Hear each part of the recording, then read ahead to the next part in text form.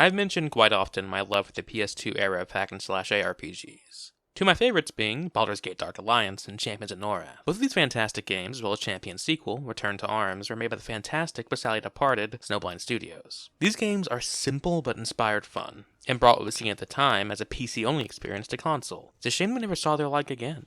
But wait, we were all of us deceived, for another game was made. The Lord of the Rings War of the North is an anomaly of a game, for many reasons. For a decade, Lord of the Rings video games were dreadfully split down the middle into two distinct and limited camps. Book-licensed games, which were allowed the full breadth of the material from Tolkien's books but none of the aesthetics and additions made by the film trilogy, and the movie-licensed games. There were some great games from both sides, quite notably Lord of the Rings Online and The Hobbit from the book camp, and the brilliant Gauntlet-style hack-and-slash of the Two Towers and Return of the King games on the movie-licensed side. But both sides were ultimately crippled by their division. People wanted Peter Jackson's view of Middle-earth and its undeniably strong cast and aesthetics. But they also wanted more than just the same story and locations that they had now played through dozens of times. Something more than just the film's view of Bree, Rivendell, Moria, and Gondor. They wanted a new original story that brought them to new horizons. Finally, in the 2010s, the book and movie properties were finally aligned, legally allowing for unbound freedom. Well, not fully unbound.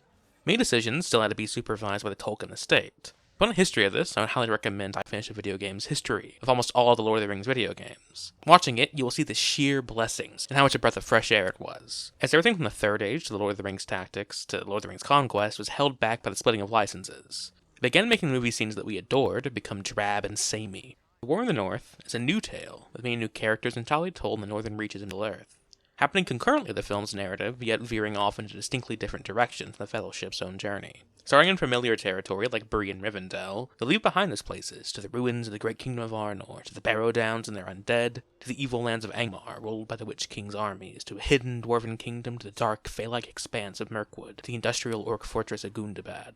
These last two locations I mentioned would ultimately be shown in Peter Jackson's Hobbit trilogy, but this game predates those appearances. Their differences are fascinating to look at.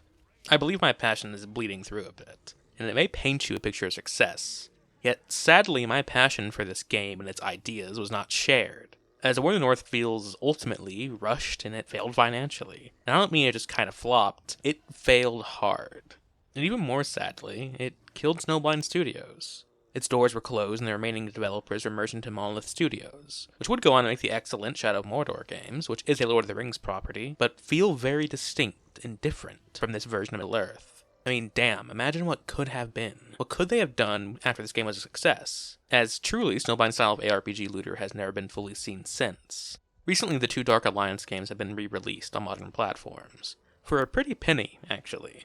The games are fantastic and worth it. Sadly, though Dark Alliance is available on Steam and other platforms, War in the North isn't. It was taken down due to the licenses splitting again. So the only way to play it at this point is to either own it physically or emulate it.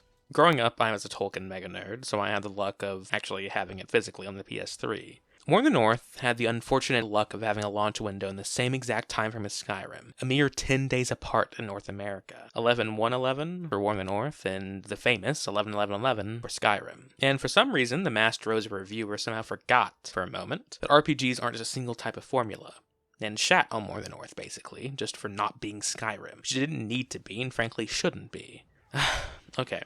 Of course, I'm unfairly summarizing, as there are some legitimate complaints with this game beyond that, and some I even agree with. But this game does not deserve the many 5s to 6s out of 10s it got. All the Metacritics currently sit in the 60s range, the lowest being an Xbox 360's version at a measly 61%. I've had to learn to disregard critical numbers scores. Some of my favorite games have low scores. I've learned honestly to hate star and number ratings in general. I now always try to seek out reviews themselves, see if something that people consider a negative is actually a positive for me. And many things people panned in this game are positives, at least for me. And there are also surprisingly things that were in Snowblind's other games that critics had previously liked. But enough of this preamble. I think it's about time we got into the game itself, and see what about it I and others love, and what many others still found an underwhelming and even bad experience. The game begins with narration from Gandalf himself, and though in the game he uses the model of Ian McKellen's legendary Grey Wizard, he's voiced by Tom Kane.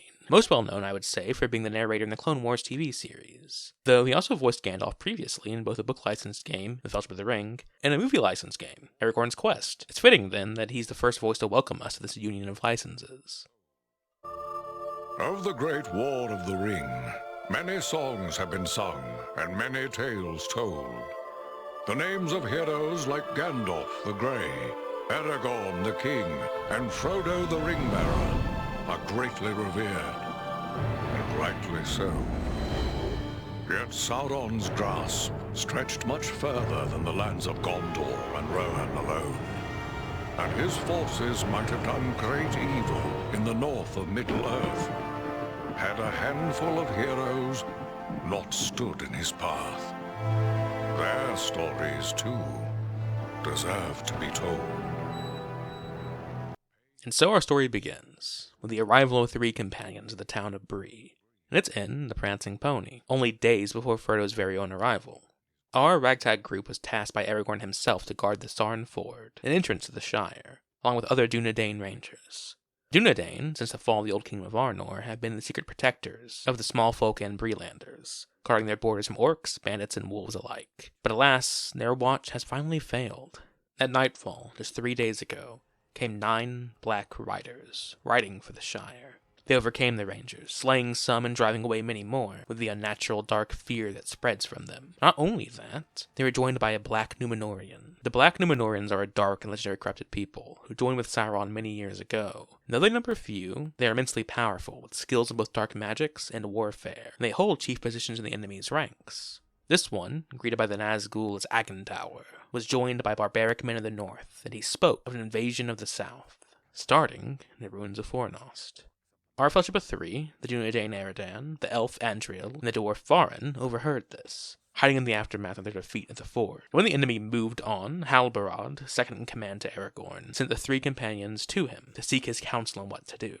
Already this is a fairly solid setup, and is actually taken from events in the books. Minus Agandaur, who is an original character for this game, the attack on Sarn Ford and the crossing into the Shire is a canonical event. I love the films, obviously, but it's very sad that the Dunedain were largely unmentioned and never shown aside from Aragorn. The Grey Company, his personal retinue, are some of the coolest figures in the books in my opinion, so to have them canonized in the film universe is a wish come true. Our group is a perfect setup as well, mirroring of course the 3 great hunters of the main trilogy. They fulfill the basic Lord of the Rings fantasy archetypes you could want. As a kid, I was obsessed with Aragorn and wanted to be him.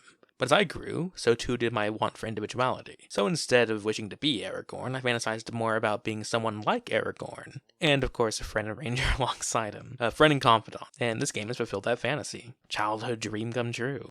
Aragorn, on hearing this news, knows it's very grave indeed, but also knows he must await Frodo. So he orders our group to Fornost to scout what is happening, and if we can, find a way to stop, or at least impede this army's approach. He hints at his own quest, only sharing that it's with a halfling carrying a great burden, and how at all costs, we have to keep the enemy focused on us and away from him.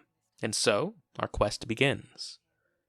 What an awesome goal, right? It gives us our own agency and power that, sure, we aren't directly alongside the One Ring in the quest to destroy it, we're doing something still of great importance.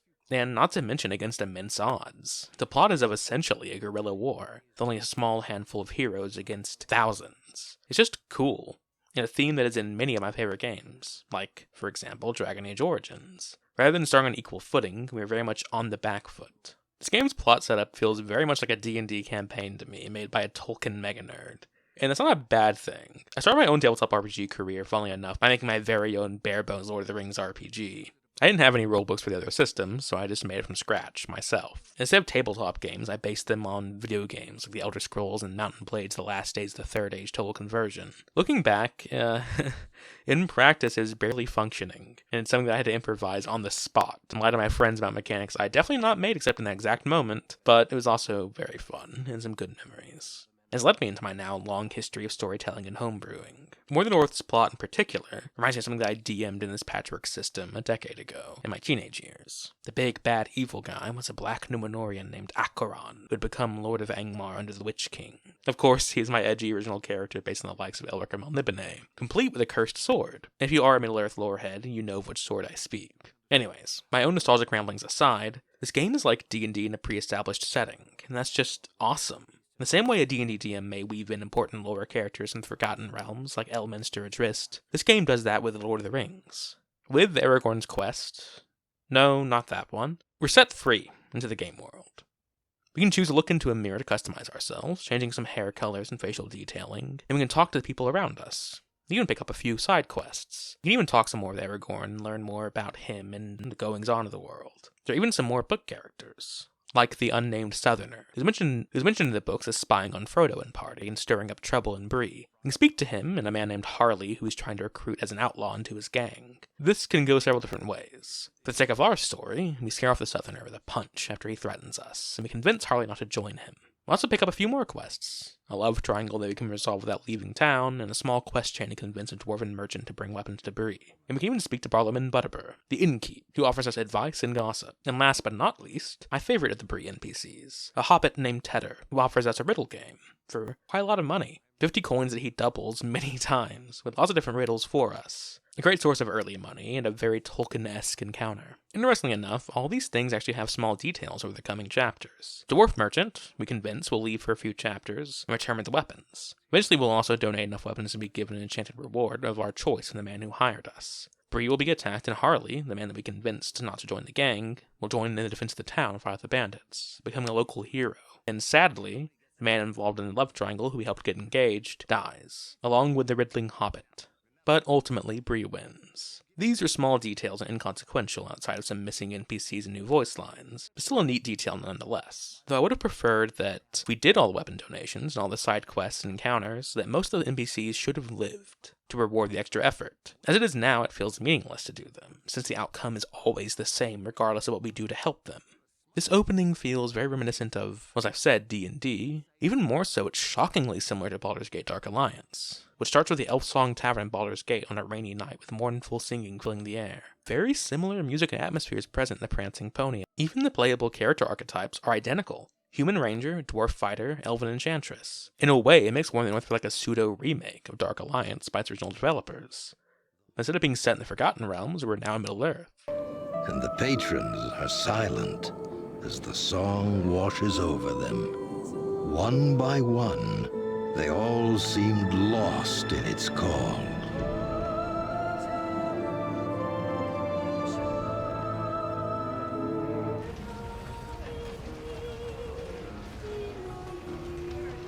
What have we here? A stranger in town. A stranger's just what I'm looking for. Interested in a little harmless pastime? With Bree sorted out, we venture to Fornost. In days past, it was the chief city of the Dunedain Kingdom of Arnor, but now it is still an impressive and expansive ruin, albeit dreary, a place that feels tainted by a great evil's victory. Even the nearby Bree folk call it Dead Man's Dyke and steer clear. But even though it is avoided, this army of the enemy must have moved here quickly and somehow not been noticed.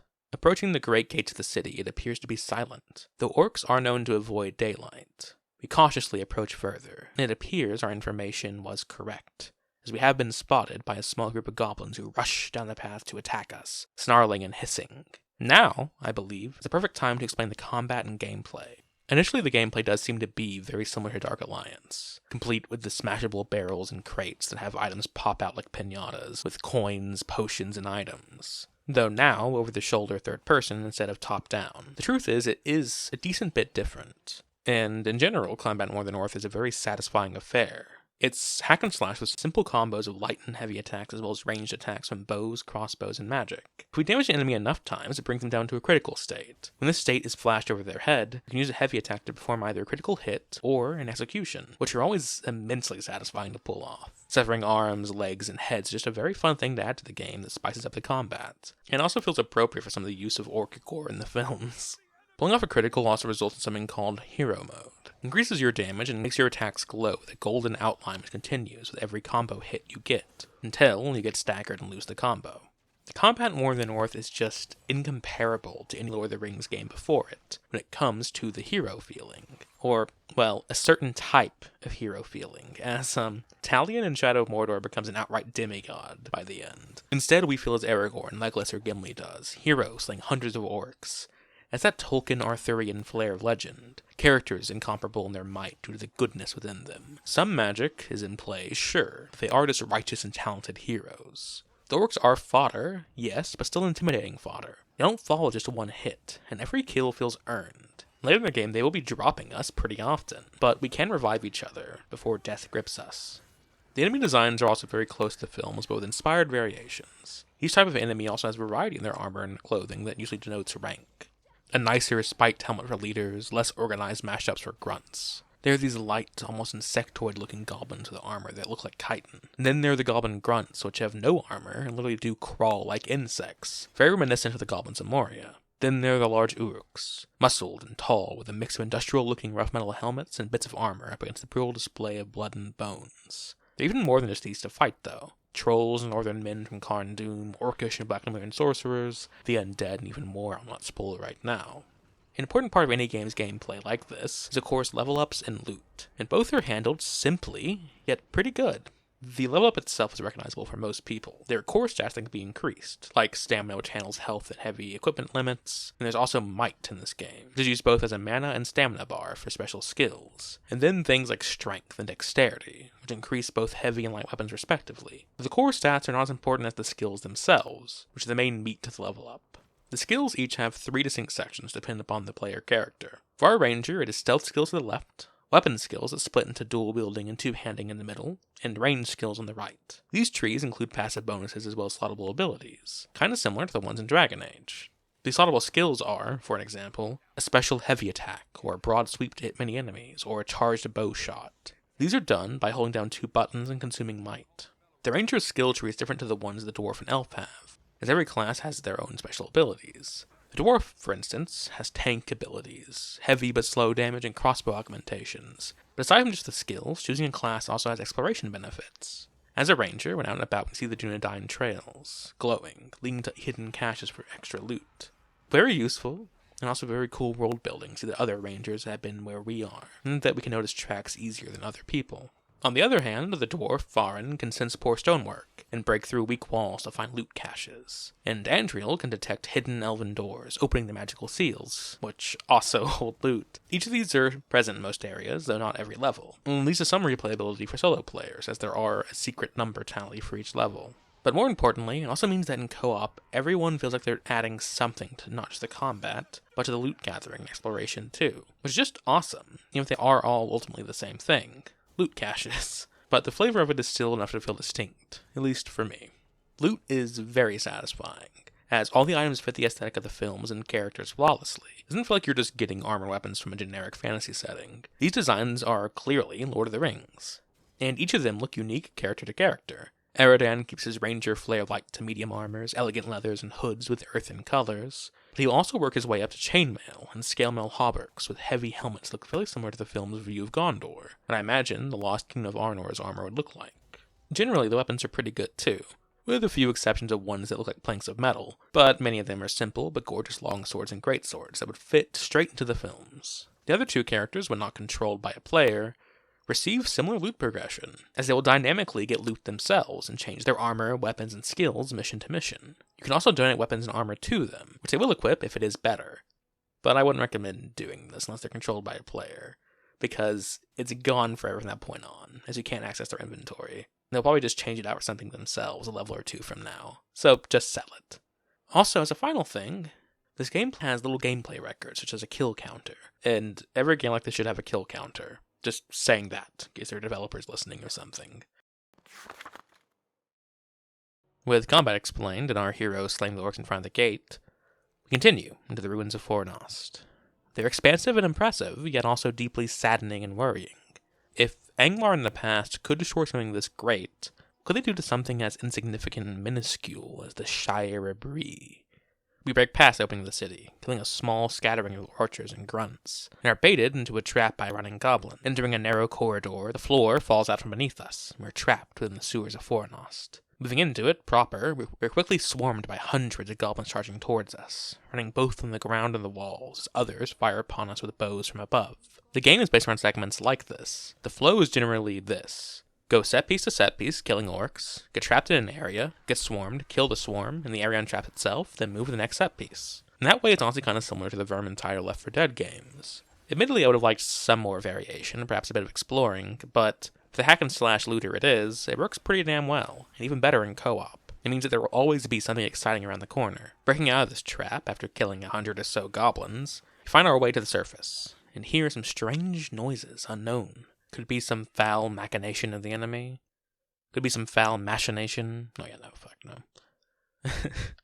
Could it be some foul machination of the enemy, or some evil beast? We approach, and it's revealed to be a great eagle, an ally of the Free Peoples, and it's chained up against its will.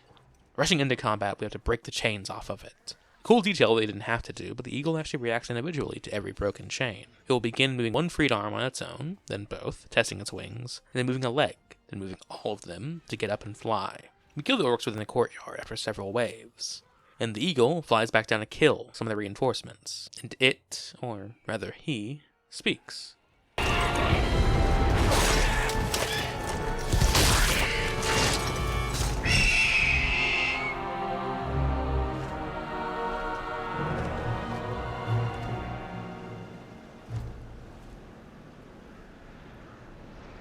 I thank you, friends.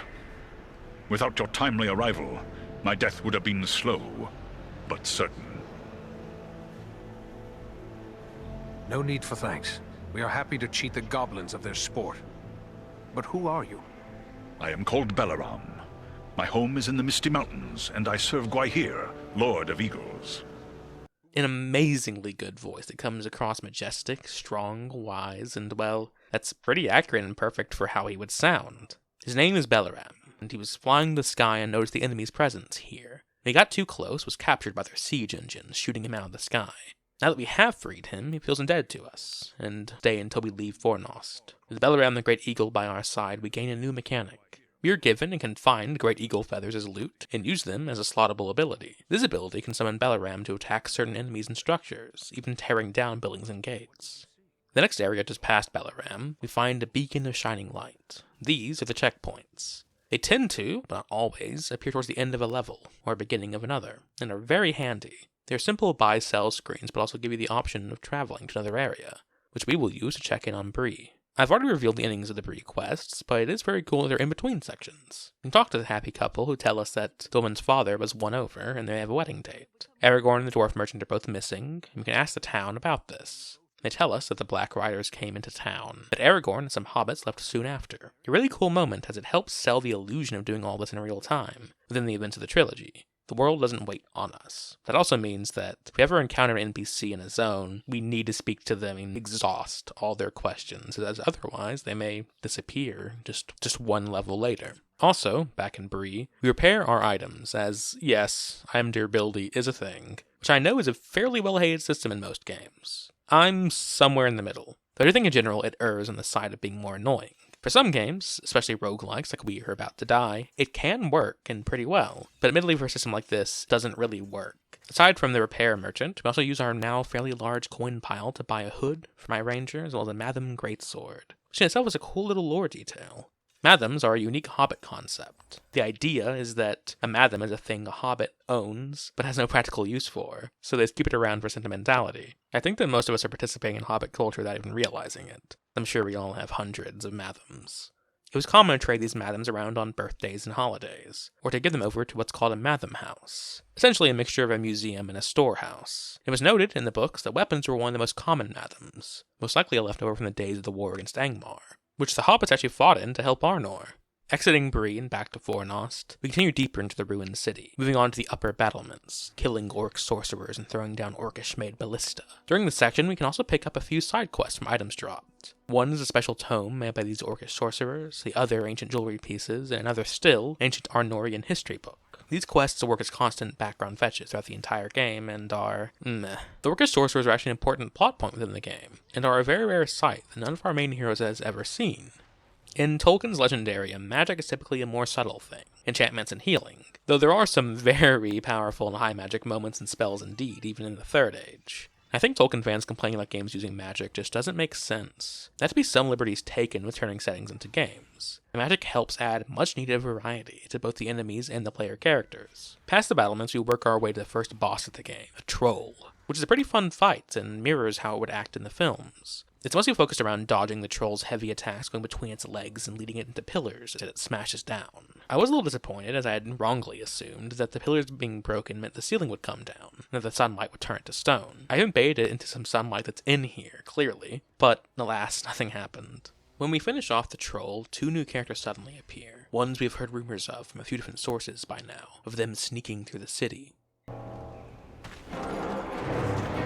Someone's coming.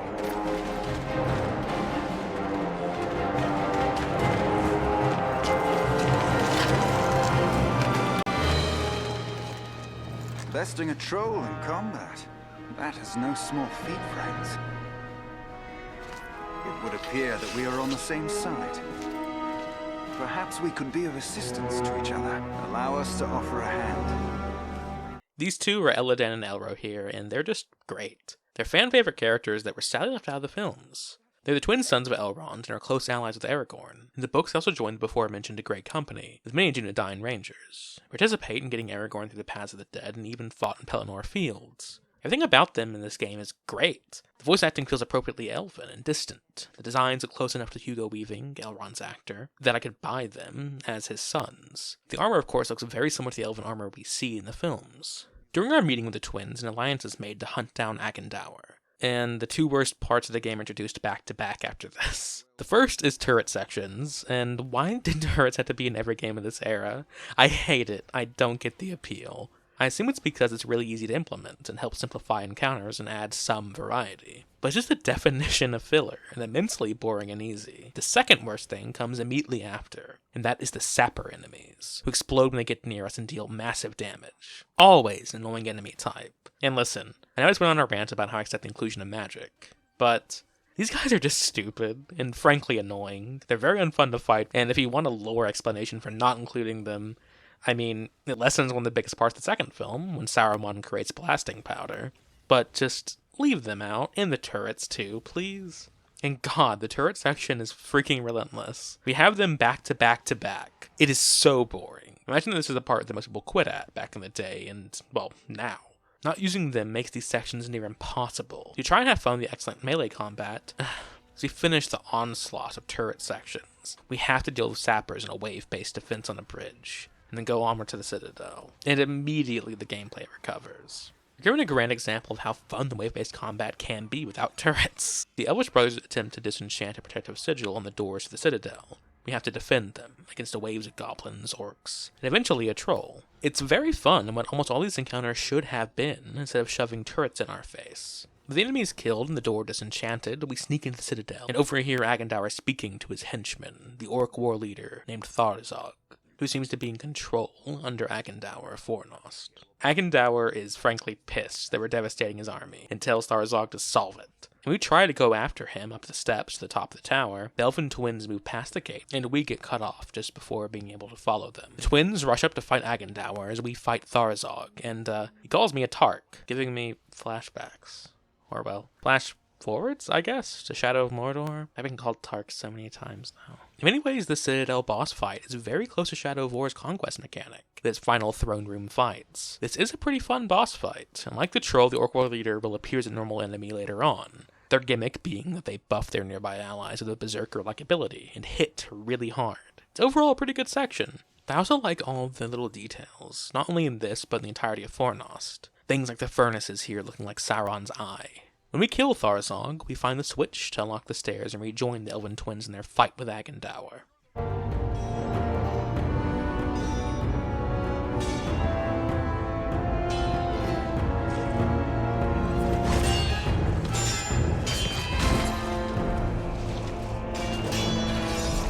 You should have fled Middle-earth with the rest of your cowardly kin, while you still had the chance. We flee from nothing, least of all you, lackey of Sauron.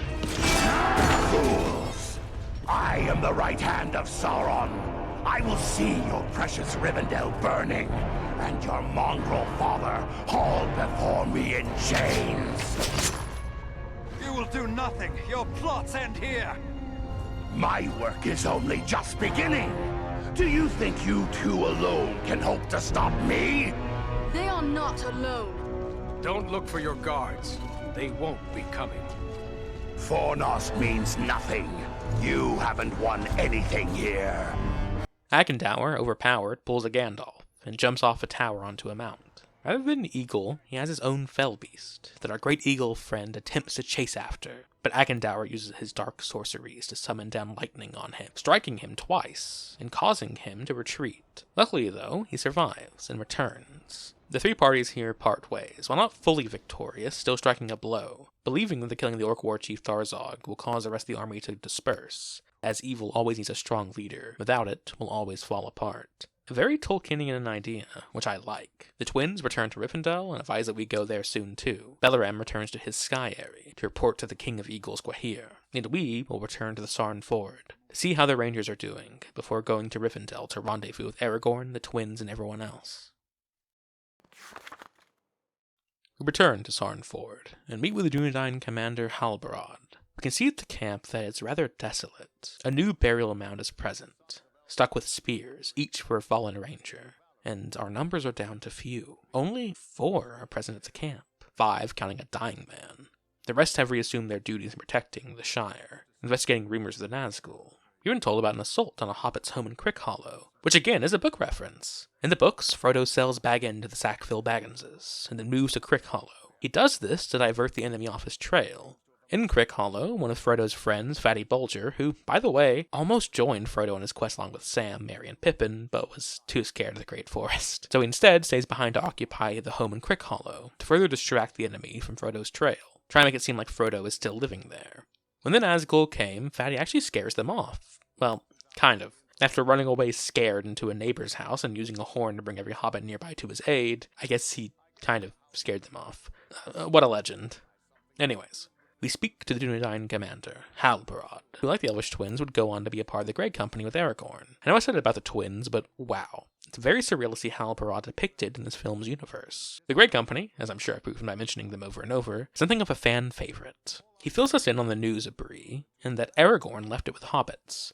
He tells us we couldn't track Aragorn, so it's best that we try to meet him at his destination, which is surely Rivendell. But first he asks us a favor, to find 2 missing rangers who were sent to scout the Barrow Downs after the attack. This will make up the main plotline of this chapter, and it's a decent enough reason for our party to go to the Barrow Downs, since otherwise it makes sense to ignore it, as it'd feel very random to go through on the way to Rivendell. But this at least makes sense, especially since one of our 3 heroes is Aradan, who wouldn't want 2 of his own dead, when so many others just died. A few cool details here. We can see hobbit homes past the ford. And also, all the Dunedain have these cloak brooches that secretly signify them to one another, just like in the books. I know I keep saying that, but so many adaptations miss the small details, so it's just impressive, and proves to me they, or at least those in the Tolkien estate, who had a say, cared.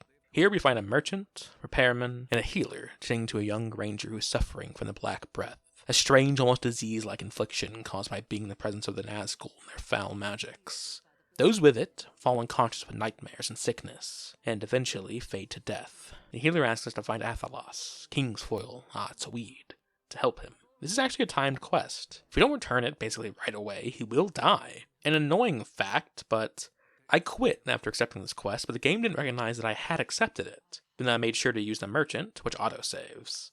This led to me nearly losing this quest, but luckily I could backtrack from the first checkpoint in the Barrow Downs to get the Athalas. Doing so revives our friend, and he gives us an ancestral sword as a reward. Cool. The Barrow Downs is a very cool location. It has a rather brief but impactful encounter in the books, where Frodo and his companions are lulled into sleep by the spirits, and they are nearly killed by a ghost laying down a long blade over their throats. Till old Tom Bombadil saves them. It's become one of the most iconic set pieces in Middle-earth, even though it's absent from the films. Most people know it. I would go as far as to say that it inspired a lot of future fantasy locations, moments, and dungeons. Also, want to know why the Barrow Downs is so cool in this game? No turrets. It is mentioned that the undead were actually rare here, but presumably Agendour or just the presence of Sauron in recent years have made them stir. And they're very cool enemies, and surprisingly not recycled anywhere, which takes constraint in games like this, honestly, to not just shove them in areas where they don't belong.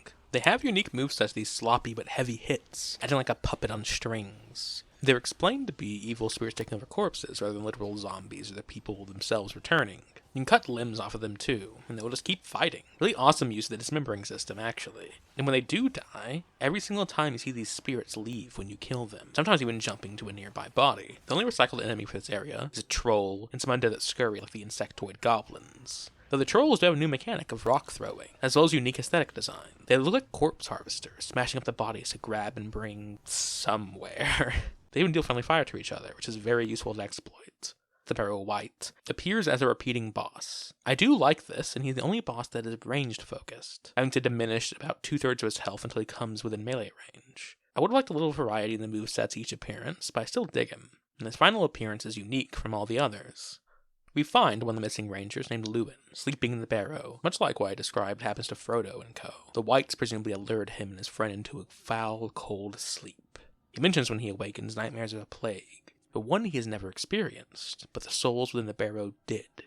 Spooky. Kalarin, the second ranger, is sadly already dead. His corpse, even worse, is taken over by the Barrow Wight, and he is our final fight. It's a pretty epic fight. He summons waves of enemies and jumps into the fight, and then jumps back, sending these shockwaves into the area, which we have to hide behind pillars to avoid, which also crumble each shockwave sent, giving a sense of urgency to the fight.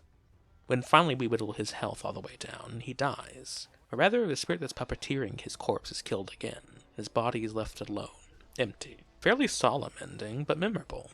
With one ranger saved and another found dead, we send the survivor, Lewin, back to Sauron Ford, and we continue on to the last homely house east of the sea, Imladris in the tongue of the elves, but known to most as Rivendell.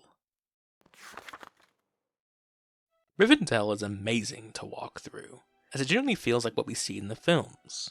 We can see the Shards of Narsil talk to the guests, or the council, such as Gloin and Bilbo, and even talk to several members of the Fellowship, minus the sad exclusion of Boromir, Sam, Merry, and Pippin. Not all is grand, though, as this is very clearly not Elrond, in any universe who is speaking. Alright, it's about time I address this. This game has strange dips in quality when it comes to the voice acting. Some are outstanding. I even mentioned a few, like Belaram the Great Eagle. Weird thing is, the bad voice acting is oftentimes done by well-known and outright great voice actors with long careers. Most surprising of all, though, is the movie characters are usually the ones with the worst voice acting. It's not just because they don't fit the film's version of those characters, they just sound outright bad as them, and out of place. Yes, I am Elrond Half-Elven, Lord of the Refuge of Imladris, or as you know it, Rivendell. The Nazgul and Agandaur are dire threats. We must learn all we can of their movements before the Fellowship is to depart. Elrond, Aragorn, and many others just don't feel right. Neither do two of our three main protagonists. Our Dunedain here is voiced by Nolan North. Now, we know that Nolan North can do, good voice acting, yeah? And the other protagonist is voiced by another industry star, who is known for great work, Laura Bailey. I love the voice actors, but here, it's just so dry. So dry. I can't imagine it's their fault. It feels like the voice acting was rushed. The only direction that they were given is, try and sound vaguely British and ethereal, I guess. That's Lord of the Rings enough. And when questioned further, the voice director is just like, ethereal. Like you're standing 30 feet behind your own body and heavily disassociating. Here. And then he gave them some mushrooms and convinced them that they were actually Middle-earth. Our dwarf, though, voiced by the sadly departed John Seigan, is fairly solid and appropriately sounds like a dwarf. He was also the voice actor for my favorite NPC in Kingdoms of Amalur, Agarth. But despite how solid it is, it still sounds strangely disconnected, absent. I assume as a side effect of the shrooms. He came across to me honestly as the best choice for our main hero. Even in cutscenes, he took the forefront often. Anyways, back to Rivendell. Reports of Elrond, Aragorn, and the Clone Wars, Gandalf, and they give us the full rundown of their quest. We were asked to continue the fight in the north, as Agandaur can't be allowed to destroy the northwest. The Shire Bree Rivendell. That would be very grave, leaving the other free peoples of Middle-earth surrounded on both sides. They recommend that we scout the Etten Moors, a famed area abandoned mostly by humans, but filled with trolls. Gandalf noted that the trolls were surprisingly absent as he went through. At the very least, he recognized few signs of them. It appeared barren all the way through. He assumed that means only one thing.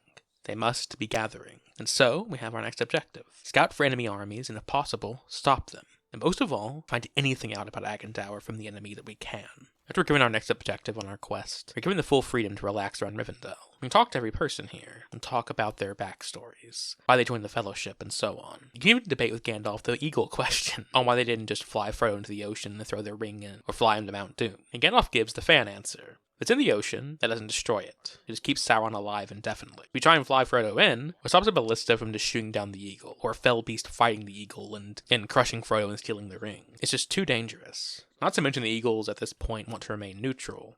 Gimli tells us that Farin is actually a veteran of the Battle of the Five Armies. And he also gives us the reason why he came. That a Black Rider, presumed to be Agendaur in this version of the story, demanding information on the Shire and Bilbo Baggins. But every time the Dwarves refused. Now they too were facing a war in the north against Sauron. Legolas talks about Gollum's capture and escape from Mirkwood, and how he came to report that to the council, but ended up offering his services instead.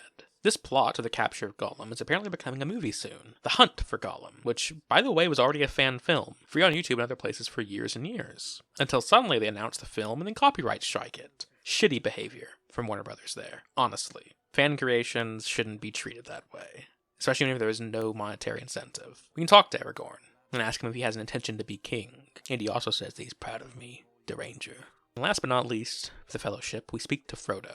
Have a super sweet moment, reassuring him that he is strong and he can do this, and also that he is highly courageous for doing so, even if he himself is unsure and feels anxious. He even asked him about his journey so far, hear about the Barrow Downs, Bree, Weathertop, and also even asked to see the ring, which I didn't choose, as I assumed Frodo would become rightfully suspicious of us and deny it.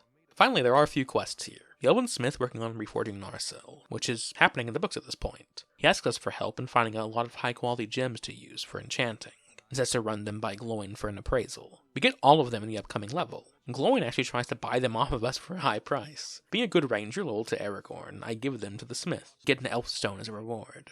These are the enchantments of the game. They can be slotted in weapons, armor, and jewelry. They can be stat boosts, armor boosts, damage boosts, and elemental damage.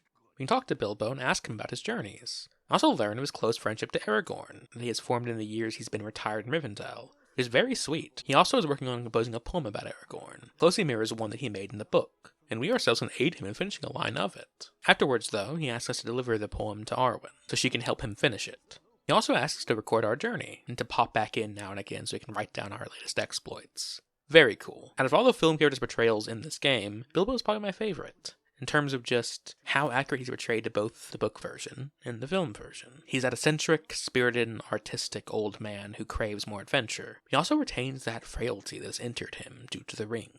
Going to Arwen, we turn the poem in. She asks us to fetch her herbs to make Mirafor, an elven drink that also works as a potion. Our reward will be a few bottles already made for ourselves, which do an insane amount of healing, restoring everything and increasing our stats for minutes. She also later asks us to find Mithril for a banner she is making for Aragorn's return to kingship. But this quest can actually only be completed with a dwarf, as the Mithril is found in a cave only the dwarf can unlock. The miscellaneous collecting quests of books that we had gotten earlier can now be turned into Elrond. He identifies one as a book of a seer and priest of Arnor, who predicted the downfall of the kingdom, and stores it in his library. The other is revealed to be far more nefarious, as it is a part of Agendaur's sorcery teachings, and is written out to a man named Wolfram, who appears to be a student of Agendaur's dark magics. Elrond asks us to hunt down the other parts of this book so he may destroy them. This quest in general is honestly very lame. It's just a fetch quest that relies on drops from sorcerer enemies. And the Wolfram he mentions is the only time he's mentioned in the game before we meet him later on, which makes him very underwhelming and not hyped up at all. The reward too is just a simple enchanted item for bringing all the 7 pages. Last thing, before we leave Rivendell, I promise. We can talk to Elrond and his sons. Elrond mentions Sauron was a necromancer years ago. And interestingly, he says the necromancer wasn't known to be Sauron at the time, which would later be retconned in the film universe by The Hobbit a few years later, when Elrond and the White Council would have an assault on the necromancer and discover he's very much Sauron. The twin sons tell us their backstory, of why they love Aragorn and hate orcs so much. Their mother was captured and tortured by orcs some years ago, and though her body healed, her mind never did. So she sailed west to the Undying Lands, while they, their sister, and their father stayed behind. And their closeness to Aragorn is explained by the fact that he grew up in Rivendell, as all the 9 chieftains have, being fostered in Rivendell since Arnor fell. With the biggest splash of lore and dialogue this game has to offer, and my rants on it over, we travel the farthest north we have gotten so far in the War in the North, to the Ettenmoors, to hunt down trolls, and hopefully find information on Agendaur. The Ettenmoor is my favorite zone visually at this point in the game. They are so cool, and undeniably Middle-earth looking.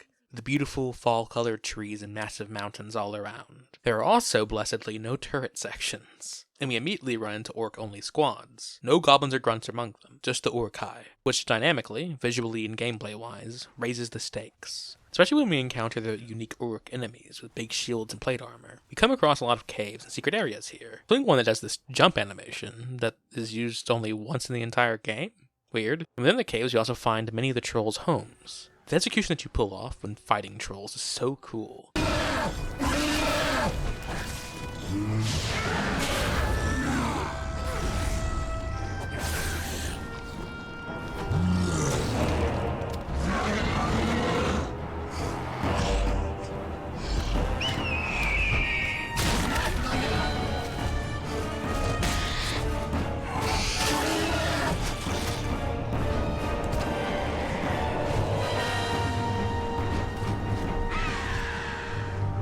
Balaram's entrance here is just so awesome. Absolutely demolishing a troll after we just struggle with them. I'm very happy he's present for the entire story, not just a one-off early in the game like the Elven brothers. He was sent here by Lord Gwahir to hunt down a renegade stone giant. They're usually peaceful people, though this one, Bargrasar, was exiled from his people due to being a renegade.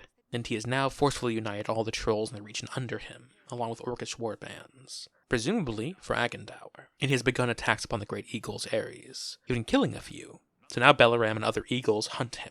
Balaram joins us, which means that we can use our eagle feathers in combat to summon him once more.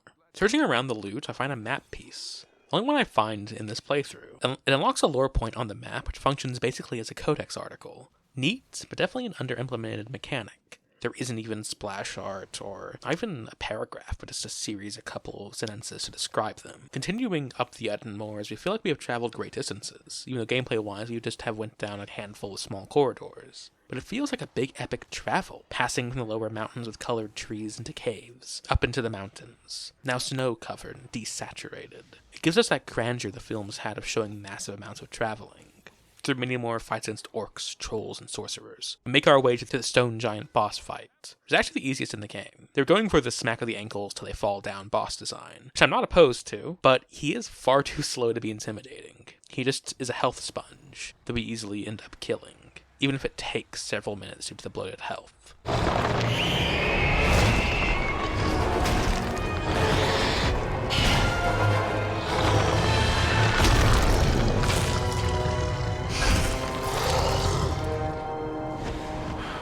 It is finished!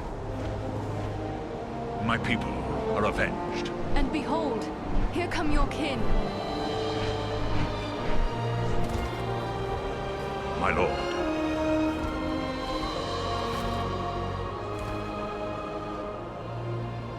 It would appear that you have done our work for us, Balaram. With the giant dead and his warband leaderless, Gwahir, Lord of the Eagles, flies down to speak to us. His voice actor, like Balaram's, is perfect, really regal and deep, even if Balaram wins out a little in the cool department. He gives Balaram his permission to join us for good, at least until Agendour is slain, and also permits 2 other eagles to join us, 3 companions in the sky and 3 on the ground. The eagles being a proactive part of this plot is great. It shows that they were fighting the enemy in their own way in the north, and it is addressed by Balaram later that Gwahir, though he is a kind lord, wishes for the eagles to be absent from the affairs of the ground, as losing his own people is a keen loss, which is why he remains absent until absolutely necessary. The only reason he was here was because they were being attacked directly. The backs of the eagles will return to Rivendell, report to Elrond. The Fellowship has already left, so we missed our chance to say goodbye, and we also turn in our quests. And at some point, I picked up this elvish greatsword from the merchant, replacing my Hobbit Matham one. It looks just like the ones in the film. When we describe our enemies to Elrond, he tells us that the orcs are from Gundabad, meaning we have our next target. Gundabad is a famed bastion of orcs in the north.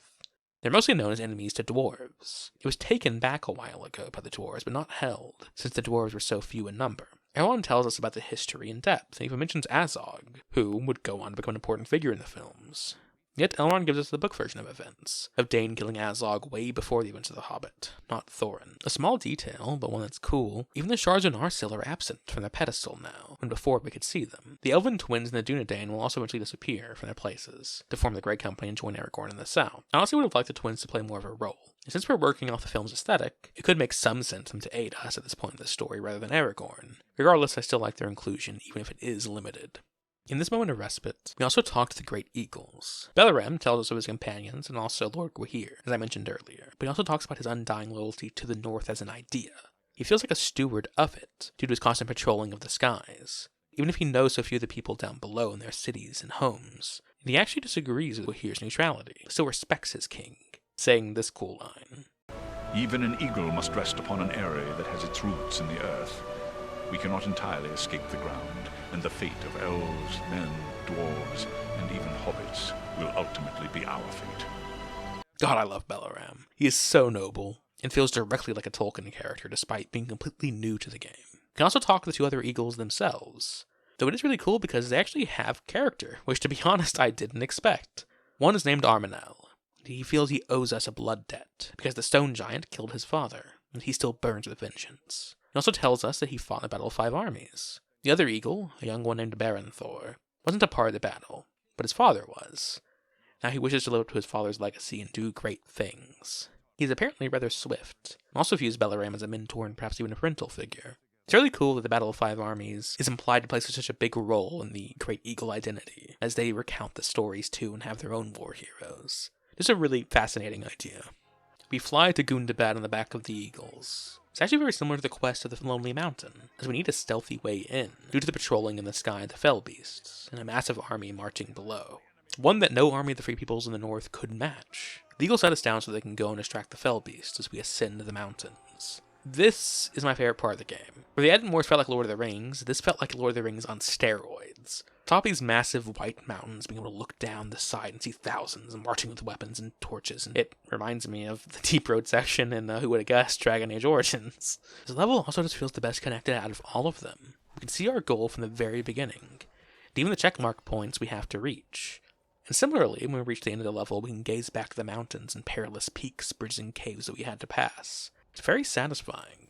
It's a very fun section. It's so simple yet flawless, and I have little to say. We fight orcs, find loot, fight hard enemies like sorcerers, find more loot, cross a bridge, go into a cave, fight frost trolls who are eating the orcs, and make our way to the top of the mountain, where a dwarven door is found, carved into the stone. We enter, we have an interesting parallel to Moria. In the way that the Fellowship found dwarves dead for so long, they had turned into skeletons, we instead see fresh dwarven corpses here, with dead orcs alongside them. Which also explains why the orcish patrols in the mountains were the way they were. They were scouting for more dwarves, and we just so happened to be there. We find one dwarf still alive, though quickly fading due to his heavy wounds and the poison within him. He tells us to find other dwarves deeper in Gundabad, to find the weapon, for the sake of Nordenbad. When we try and ask about the weapons or what Nordenbad is, he finally dies.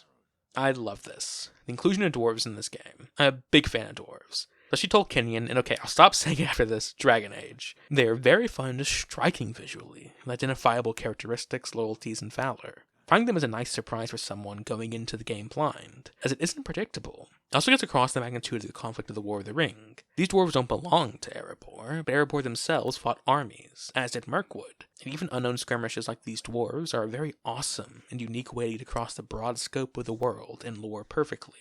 That's what Warrior North does best, and what it needed to do. Make Lord of the Rings feel bigger than just the Shire, Rivendell, and Gondor. The Dwarves of Nordenbad are my favorite lore addition to this game, but I will speak on them more later.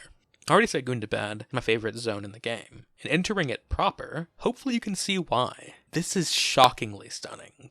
Gundabad is one of the best examples visually I've ever seen. The Tolkien adage, evil cannot create anything new. They can only corrupt and ruin what good forces have invented or made. Perfect design, with the strong dwarven architecture we only saw before in Moria in the films. The massive stone pillars are iconic, but now they're more twisted. Orcish works built upon them. A mix of haphazard filth and industrial machinery that looks like tumors upon a greater body that's quickly becoming soured. It is so good.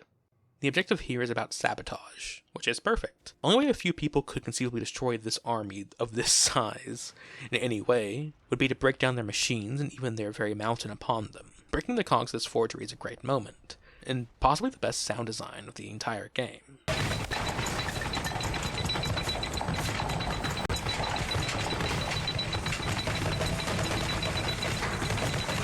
Horrible stone cracking and the grinding of metal and gears, going worryingly fast until finally, when we get away, it all breaks as orcs try and scurry away like pests.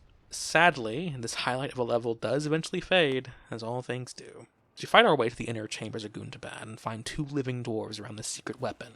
It appears to be some contraption within the stone, that's to be unlocked with a warhammer turned into a lever. We jump down and defend them epically against onslaughts of enemies. And how do we do that? With our swords, axes, and bows that we have leveled up and looted? No. We use the turrets. Yay! What a memorable section this could have been. Visually, it's just so fantastic. As a weapon is turned, and enemies come from every side, pushing through the front as well as both left and right, never seeming to stop, the weapon is revealed to be a horn. It echoes its call throughout the entirety of the mountain, summoning hundreds, perhaps thousands of orcs to us, as the horn blows at the exact frequency needed to crumble the stone pillars around us, revealing vents for the horn's sound to get through. The dwarves eventually reveal that this will collapse the entire mountain, and apologize for killing us alongside them, but thank us. I mean, come on, that's just so memorable. And then it was ruined by the turrets. Either way, the eagles sweep in from the gap in the ceiling caused by the collapsing, and spirit us and the two dwarves away. A mostly great zone. The great ambience and the dwarves' final defense being just a total annihilation option is so fitting. The dwarves direct us and the eagles to their home, and we will learn more of their struggles, and why they were here in Gundabad doing such extreme measures. Nordenbad is just breathtakingly beautiful. The Underground Lake is one of the best of visuals in any Lord of the Rings project, genuinely. It's my favorite safe hub in the game, even over Rivendell. It's so different from any Dwarven kingdom we've seen before. You think of darkness and hard stone, maybe at most lava or fiery lights throughout, but this is light. Their walls allow a view of the outside, the snow in the sky, and the interior of the lake is just wow. The stalactites and the reflection of the lake almost look like trees. The Lord of Nordenbad receives us and thanks us for destroying Gundabad, saving the two other dwarves. One is even his son, the prince. The other is the guard captain. He does tell me he's not a king, though essentially he is. He jokes that he recognizes Dane as King of the Longbeard, so he wouldn't call himself a king, even though Dane and Erebor know nothing of their existence. He even tells us they'll be the first outsiders allowed to see the Underground Lake. We learn through his son that soon he plans to reveal himself to Erebor, as Nordenbad is a poor place they barely get by. He tells us he knows of Agendour. Similar to his ride to Erebor, he came to Nordenbad, seeking to parley, saying he shall spare and even reward them, as long as they all leave their home. Why? Because Agendour seeks to ally himself with a dragon named Erlegost. Dragons in the north have a long history of destroying dwarven cities and kingdoms and coveting their wealth and halls. Though Nordenbad is rich in beauty, it is very poor otherwise. Now the dwarves have refused and outright struck a blow against the enemy, they're expecting a siege, or perhaps even the dragon to directly come for them. We take the initiative, however. Say Agendour is our foe too, and we cannot allow a dragon to join the enemy. So we commit ourselves to finding the dragon, and finding some way to deal with him. The dwarves doubt this, though, as a dragon is a grand enemy that even an army would fail to destroy. But we assure him we will try. But the biggest hurdle, and the most obvious one, is the dwarves have no idea where Ergost is. But they have an idea of someone who might know. Radagast the Brown. He may know where the dragon burrows, and he lives somewhat close by in the forest of Mirkwood. So off to Mirkwood we go. This feels the most contrived of the zones and plots to me. And I have a theory, or rather a conspiracy, that I will get to later on. I'll just say for now, I think War in the North was meant to be a way larger game and cover the entire North, as this whole section, while cool, feels undercooked and out of place and just a weird deviation from the clear direction we were going in. You'll see very soon. Here in the Nordenbad, we get our only side quest, from a dwarven smith named Bury Burntbeard. A cute name that brings up how dwarven beards are fire hazards in their profession. He mentions some lore of how his ancestor knew Celebrimbor, who of course would go on to be a main character in the Shadow of Mordor games, which again some of this team would work on. It's really cool. His quest is to find him a black pearl, which he wishes to work with, and the dwarves consider to be the rarest of jewels, which is a super cool idea, since a jewel of the sea would indeed be very rare for mountain dwellers and only get their jewels from the mountains. We fly to Mirkwood. The eagles know Radagast well and know his frequently visited places, and guide us to them. And suddenly, coming from out of nowhere, a fell beast ridden by a sorcerer leaps up and attacks Spelloram, crashing us what looks like hundreds of feet to the ground, through trees which we somehow survive.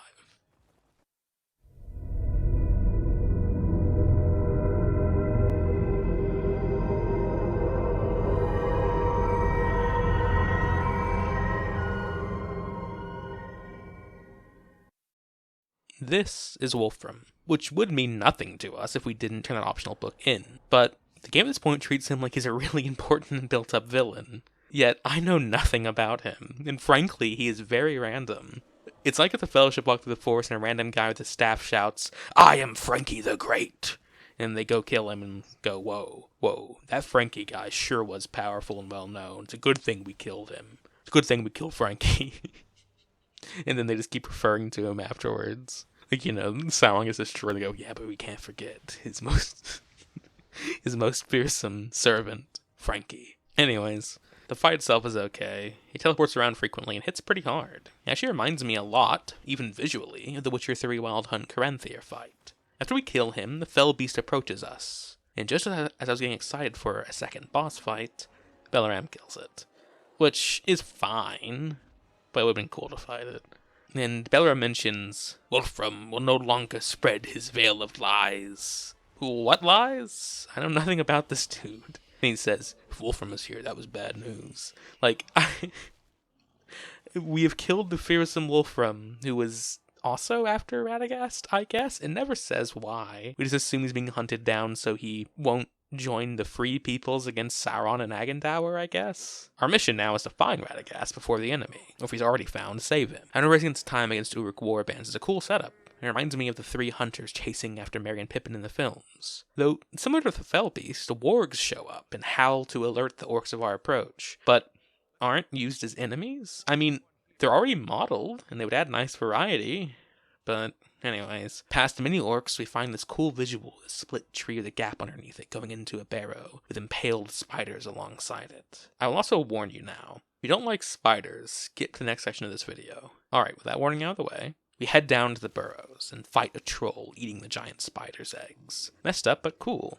And after we ascend from the burrow, we find Radagast's home, which is fantastic looking. I would love to go inside of it. Just from the outside, it's perfect for his character. Like a beacon of safety and warmth in the dangerous and cold Mirkwood. It reminds me of the book description of Tom Bombadil's home. Here, we fight waves of giant spiders, and find Radagast's staff thrown by the wayside, meaning he had to have been taken, at the very least, panicked. Through more forests and foul marshes, we save a captured elf of Mirkwood, and fight dozens of more orcs until finally, we get to the Spider Queen's den. She has Radagast paralyzed and wrapped up in her web. This fight with her is cool.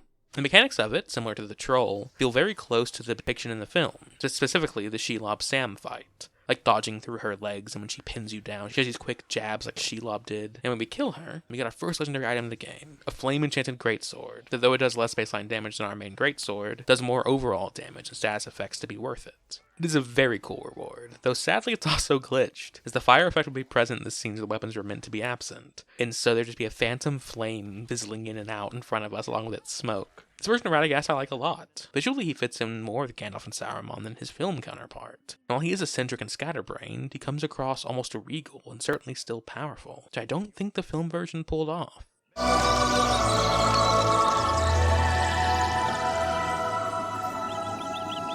Do you have news for me, little one? Ah. I see, yes. And there you have it. Perhaps you could explain further for those of us who do not speak the language of swallows. Oh, you don't? Quite a pity, really. They're rather pleasant little fellows.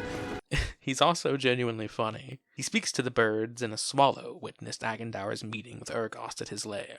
And now we have his location deep in the mountains, where Agandaur left a host of orcs and Angmarian men to await Urgost's answer, who still refuses to accept the offer of Nordenbad, and will not be forced into agreeing until he is ready. His dragon pride really showing. The area around his lair is awesome. The former mansions of the dwarves are destroyed ruins on the mountainside. They're both beautiful and forlorn. Here we fight northern men from Carn Dûm for the first time, though they're very similar moveset to the orcs we fight. We battle them through the mountains until we get to the area outside of Urgost's lair by a stream, and fight a carbon copy of Wolfram named Carn Dûm Captain, my favorite Lord of the Rings character just after Frankie. If I had to guess, this was meant to be Wolfram originally. Maybe you first fought him in Mirkwood and you fought him here? I mean, I don't know. He appears in the concept art and the loading screens, being here. The fight is identical to Wolfram and actually even more challenging. And when we finish him, we parlay with Urgost.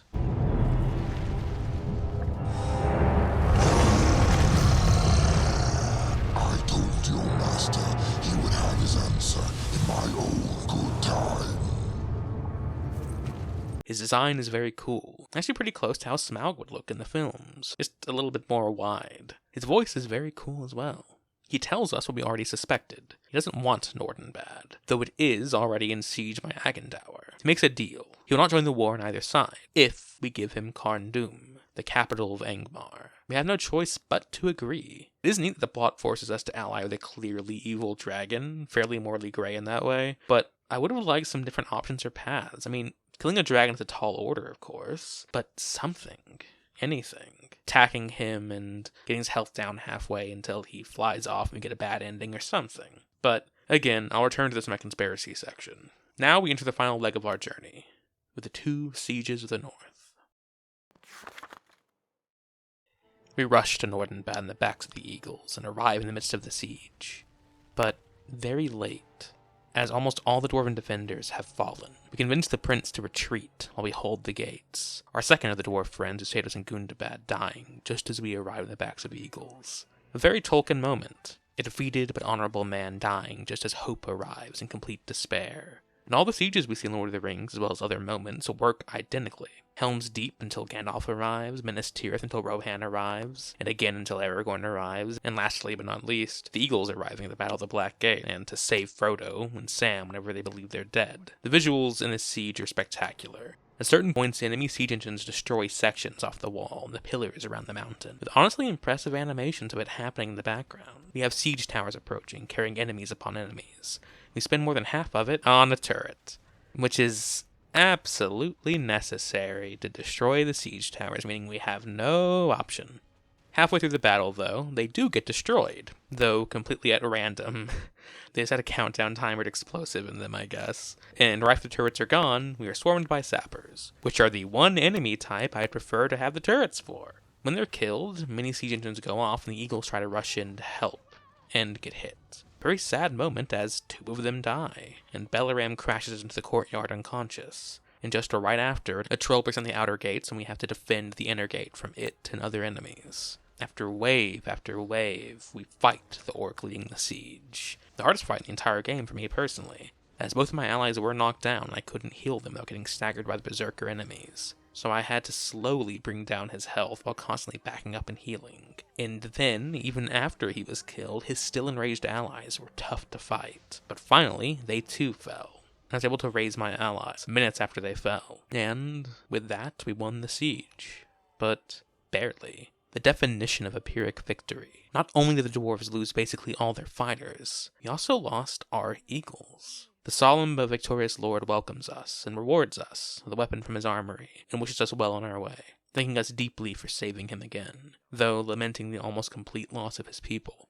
They will have to integrate with the dwarves' Erebor for sure now. He also appears crestfallen, saying with venom that Agendaur didn't even deem Dordenbad important enough to be present. And, yeah, ouch, wow. How insignificant and insulted you must feel as a great lord of a mountain kingdom to just be considered that lowly. He gives wounded Belaram his protection and healers. Belaram is gravely hurt, though he will live, as long as he does not overexert himself. We stop in to talk to our friend, and it's genuinely a heartbreaking scene. He feels guilty and responsible for his 2 friends' deaths, since they were directly under his command. He's burning with vengeance now. Genuine bloodthirst. Which again is so sad to see in a character this noble. I love him as a character. He's just so good. And the only character really to have an arc. We leave him behind and continue on to Karn Dûm, on foot. A long and treacherous journey towards cold and uncivilized wastes. But we are almost at the end of this journey. And we will finish Agendaur.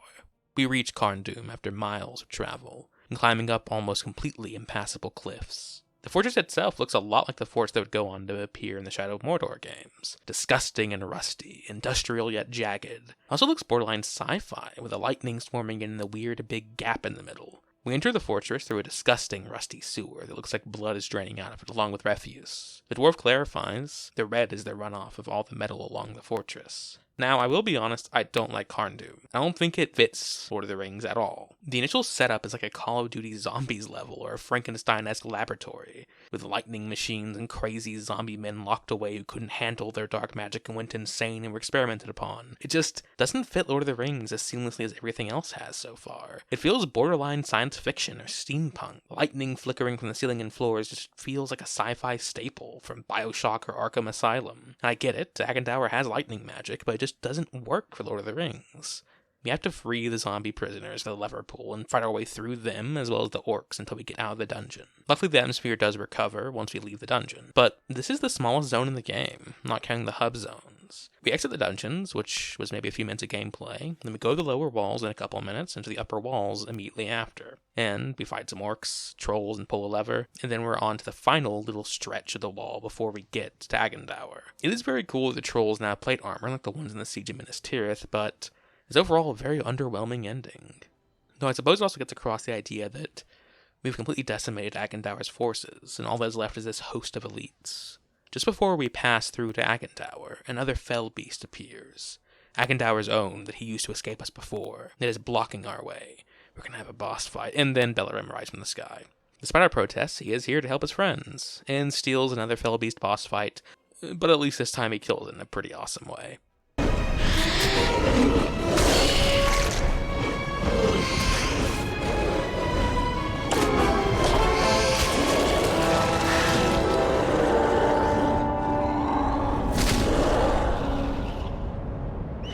He's clearly hurt by the Fell Beast too, and sounds absolutely vengeance-fueled. A different-sounding person to the Bellerim that we met, yet still undeniably him. He says this badass line. That finishes Agendour's beast. He will not escape us that way again. Whether or not we allow Bellerim to help us, or to use the feather summons in that boss fight, is the only actual choice that matters in the entire game. The other choice has a change to the plot, but this one does. The Agendour boss fight is pretty good, actually. He teleports like a wolfram and swings his sword fast. It hits the hardest of any enemy so far. When his health is low, he retreats and summons a boss, a unique firehammer troll with lackeys. An appropriately awesome conclusion. He also has phases and switches to different areas, from a citadel to a bridge. It is like he's the combination of every boss fight we've had so far. He has an element of almost all of them. When we chase after him, he breaks off the sides of the bridge and traps us for one final confrontation. He can't escape on the Fell Beast. Either we die, or he does. His moveset changes here, staying close and nearby to us swinging. He can be staggered and we can get critical hits off of him. Then he flies up.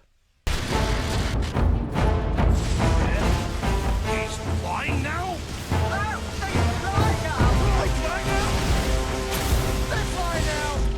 In this state, he casts shockwaves of lightning and flies forward with them.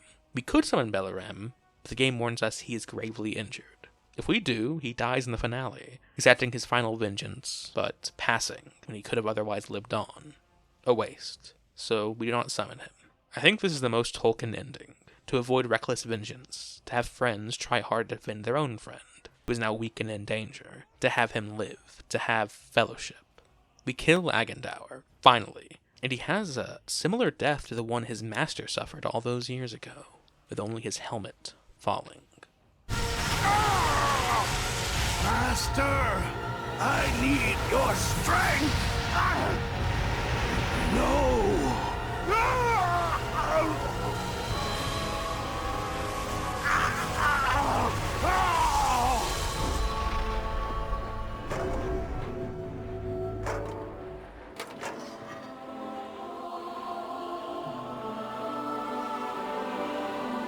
And then, Ergost, the dragon, claims his prize. It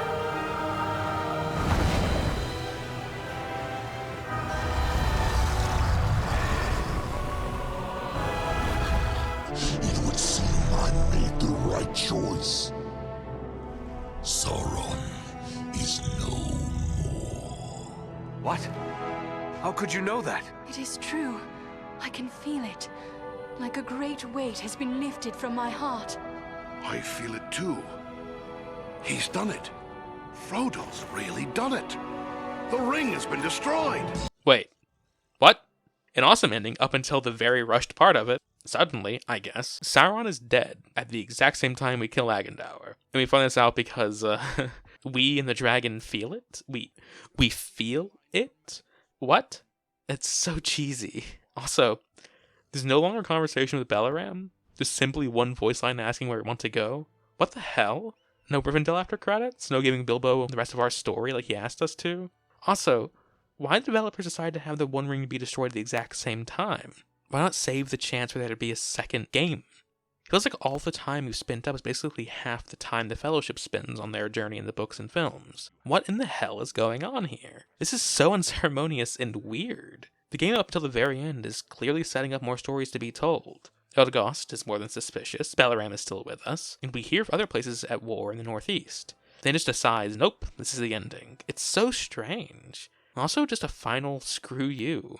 Did you care about the dragon and the Great Eagle and what was going on? Did you think that it was well-paced? Like, we leave the troll shots at the same time the Fellowship leaves. Then we go to the Ettenmoors, then we go to Gundabad, then we go to Nordenbad, then we go to Mirkwood, and then we go back to Nordenbad, and then we go to Karn Doom, and somehow Sauron dies then. But if we left Rivendell at the same time as the Fellowship, there's a lot of unaccounted for time there. I know that we traveled on foot, like, at the end, but we were on Eagles for most of that.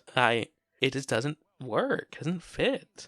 Oh, also, as one final screw you, the new Game Plus automatically starts and wipes the map clean. Meaning if you want to grind areas or turn in quests or do the challenge maps, like I wanted to do to get recordings of them, nope, you're not allowed. You have to finish all of Fornost and get to Sarnford before getting the challenge maps. And if you want to have all the areas unlocked, you can't finish the game. Don't go to Karn Doom. Okay, it's time. Let's get into it. My conspiracy.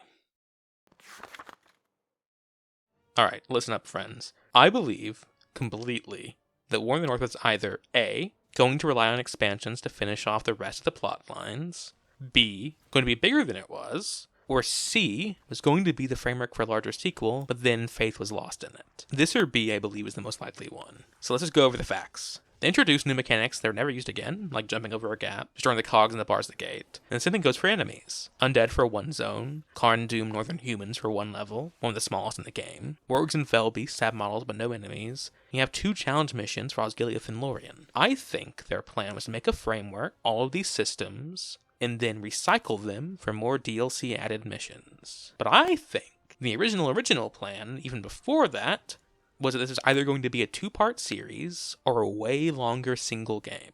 We constantly hear from everyone about Dol Guldur and Erebor and Mirkwood and how they too are dealing with Agandaur and other evil forces. But we never see or feel their armies. The closest thing is going to Mirkwood, which again feels very constrained and random and way off the path that we had traveled before. Like, way off the path. Wolfram, as I've already shown, has basically no reason to be there, unless there's a bigger plan to involve the Northeast, like a Wolfram aligning with Dol Guldur. So that is my conspiracy. I believe the game is supposed to be about both Agandaur in the Northwest, as well as the actual already written about War in the North by Tolkien in the Northeast, between Erebor, Dale, Mirkwood, and Lothlorien, fighting Dol Guldur, Gundabad, Mordor, and Narun in the North, while the events of the books happen in the South. But they were forced to release the game early, evident by the lack of side content, unused mechanics, and only the most basic of fetch quests and a few side NPCs. And even the voice acting is strangely directed, with our main character suffering the most with only crumbs of backstory and personality, with great voice actors who are doing not great performances, possibly because they were told to do it quickly and last minute. But most of all, wow, that short main story that just ends abruptly with a hurrah, the evil is destroyed, Frodo just won. But it doesn't feel like we earned that or got to that point in the story. Why would they do that? And that's the only flaw in my conspiracy. If there was going to be a sequel with either Ergost the Dragon or the other wars in the North, they couldn't do the proper war in the North anymore because it would have ended with Frodo's destruction of the Ring. The Battle of Dale between the Northern peoples and Rune couldn't happen because it already happened. Galadriel's destruction of Dol Guldur with the elves couldn't happen because it's already happened. It's strangely a conclusive ending when nothing building up to it felt like it had to be conclusive. Everything feels like there was supposed to be a second half. And I know I keep saying it, but Ergost is clearly someone they're going to have to return to. A power-hungry creature who's taken over a former bad guy's main lair and blows fire at us menacingly monologuing. I mean, the game is outright saying, like Tolkien said, you can't ignore a dragon on your doorstep. It's just, there could have been so much more. It's so rushed. I love the combat. I love the loot. I love the idea of it. I like the good little bits of writing we get and the inspired additions to the lore and amazing locations, but wow. Everything else from the characters to the pacing to the questing to the conclusion are strange. And even worse, there were so many unpatched bugs. I lost several completed side quests due to crashes of the game just simply forgetting that I did them. I was able to do the quest in Bree 2 times because they disappeared from my journal after a crash. The same thing happened with the Athalas quest, and happened last year with the Elf Hostage quest. I saved him, got a mission later, crashed, reloaded, and was gone from my quest log. I couldn't go back to speak to him. And worst of all, an unpatched glitch on the PS3 where, during the spider boss fight, the talk to the eagle to leave won't trigger for some people, meaning that you are just hard locked And this actually happened to me back in, I want to say, 2015 or 16, where I was replaying it, and it just ended a run that I was having a lot of fun with. People still complain about this to this day. I'm lucky it didn't happen to me on my most recent playthroughs. This had love in it in places. Then something, be it the budget, someone higher up, or what, rushed it because they lost faith in it, and was shipped out half complete. Never fully patched, no new source of content added, no sequel story, with half the war in the North being shown, another half tantalizingly teased before being dashed before our very eyes, its baffling ending, and the studio is destroyed. We could have had an amazing Lord of the Rings Dark Alliance, or said Lord of the Rings Dark Alliances in that generation of gaming. But instead we got half of one. And while that half is still fun, it's more dark than Alliance. Wait, that didn't make sense. This game, despite its faults, is still an amazing wish fulfillment for Middle-earth fans that has yet to be surpassed. It is surreal to see fan-favorite lore characters like Elladan and Elro here. Their designs and performances fit seamlessly into the film's aesthetic of Middle-earth, alongside many other previously unseen characters. It puts a smile on my face, and this game is still the best addendum to the Peter Jackson-style Lord of the Rings, even over the Hobbit movies and the Shadow of Mordor games, which, while still being amazing games, are not as authentically Tolkien. Despite its inspired and lively look at Middle-earth, it is also a strangely desolate game, with scars showing a former ambition. Fun systems with little to do in them, characters and quests that are just simple fetches or kills, and there are only a handful of them. The game also never surprises with a uniquely designed encounter. It is just simply it, nothing more. And it is a simple Dark Alliance-style game set in Lord of the Rings. And while it succeeds in being that, it could have been so much more. I'm still glad with what we got. The fact that it's a true extension to the film's version of Middle-earth and unites both the books and film's versions of these characters and places. And I am grateful for that.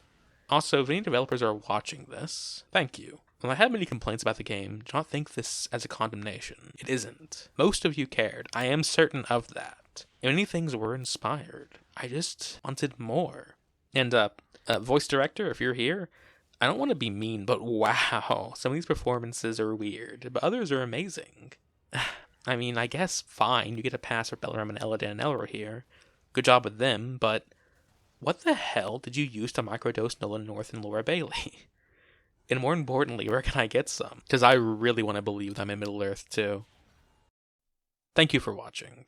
Hope you enjoyed the video and found it interesting. After the last video, I did struggle with settling down on a single topic, but this one struck to me as something I wanted to talk about. And while there are, of course, modern-day LOTR RPGs, like the new Diablos, Grim Dawn, Titan Quest, none of them have the same feeling that the Snowblind ones had. The Champions of Norath and Dark Alliance especially, but this one too. There are other games, of course, that were in the same engine as Dark Alliance and Norath. My favorite being The Bard's Tale, which I will eventually cover on the channel. Other than The Bard's Tale, there was the very quickly panned Brotherhood of Steel. I think there was also a Vampire the Masquerade one. I think that was the same engine. Anyways, if you like this longer form of retrospective, please do let me know. Comments are the main thing that I do this for. I know I say that every time, but it's just because it is the truth. I really like hearing what people think about my opinions on things and my storytelling and everything, really. So feel free to comment, even if it's just a simple sentence or a single word or several long paragraph condemnation. If you really liked it, please subscribe. There's a lot more stuff coming. This has solidified itself in my pocket of many hobbies. If you really like it, maybe consider my Patreon. I have put script previews in there as well as a couple of extra goodies. If you want to read the original version of the script, it is in there. There are some few minor changes, but it is mostly the same. But if you are interested, there is a Way of the Samurai 3 script in there, too, which is coming eventually. I don't want to make any promises saying it'll be next week or next month or next year or whatever, but it is coming. And will be rather massive, perhaps even longer than this one, and with the biggest roleplay segment to date. This has been your resident Eccentric. Thank you for watching as always, and I will see you again. Farewell.